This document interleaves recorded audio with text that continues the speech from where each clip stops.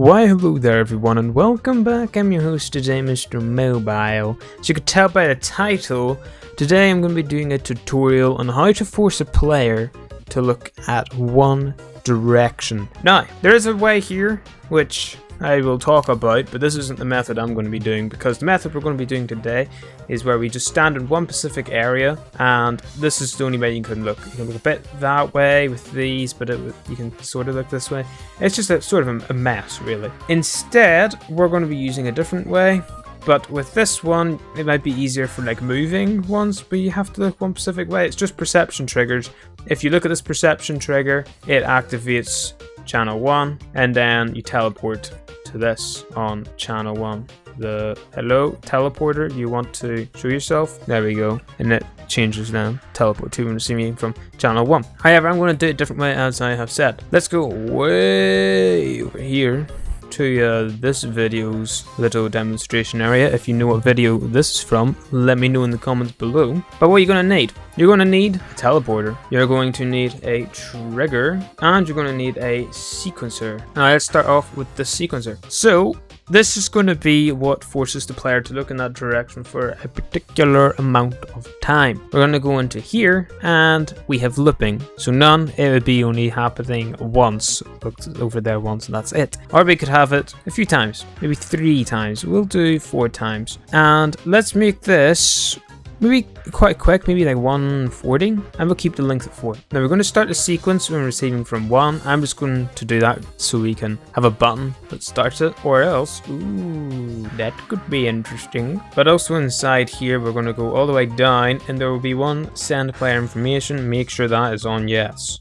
We're going to go into the triggers now, and you can change all the settings in this, like visibility, sound, all that fun stuff. But when triggered, transmit on channel 2. And then we're just going to paste these sort of along like this, and just do that the whole way, like so. So that's basically the whole length, and do make sure that it goes the full way out like that. Now we're going to go ahead and get a teleporter, and we're going to make it so it faces the barn. So we're going to go into the teleporter, teleport to when receiving from channel 2. Change this both to none. I'm going to change these to no. Face player in teleport direction, set that to yes. And that should be it. Now make sure that this is right sort of up against the ground. You're going to have to work with how close this is, because this sort of depends on how good this looks. If you have it too high up, you'll spawn up here and fall down like every a couple milliseconds. You put it too far in the ground, you'll either not teleport,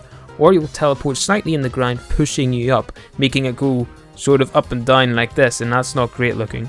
But if you find that perfect point, like at the minute, you can see I've got it where the waist is.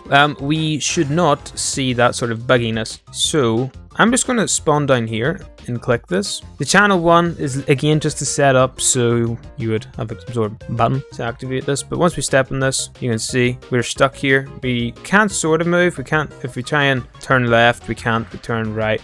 Now it's over. We can move and stuff, all of that. But we can go back and do this sequence again, and although it did look quite buggy when I was moving, what if a player's just standing still, like that? You don't even notice I'm teleporting. People have smoke in the feet, that's it. If I try and turn though, you do sort of notice, but it's not bad. It is not bad at all. So anyway, that's how you force a player to stare at one specific direction. They can slightly move left and right, but really, you probably just need to put the triggers closer together to get a bit more smoother. Maybe make the trigger or the sequencer quicker. So we'll go ahead and move this teleporter down here with us so you can see it going in action. And let's just delete all of these just to show you that it could make a big difference. Why would you reset? No, I just done it again. I am just gonna do it the old way. Oh yeah, the satisfying way. And we can turn this to a grid snap of 32. Do that, and we will put this all the way up to here,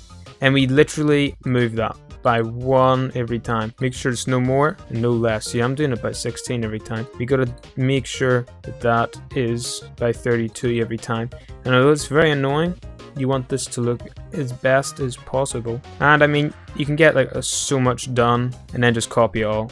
Just make sure you have all of them copied, because yeah, it'll be very annoying if you don't. Because like at this minute, I don't think I have it all down. Take that off. Oh, would you look at that? I do. Brilliant. Yeah, I slightly pushed that off too much. Oh well. So that's a mistake on my part. We'll see how that affects it. You see like those gaps in between these? Don't want that. Do not want that. I just can't see it. We'll go into internal view and that'll help us. There we go. Now we got it. You see how much quicker that just made the whole process? Brilliant. Absolutely superb. And just keep on going until that entire trigger is outside of the sequencer. And I mean, you could do this in a 1x1 sequencer and just make it look for longer. Right, I think that's out of the sequencer. And then we also had these gaps. Just, yeah, grab one and put them across like that and make sure it has all of them.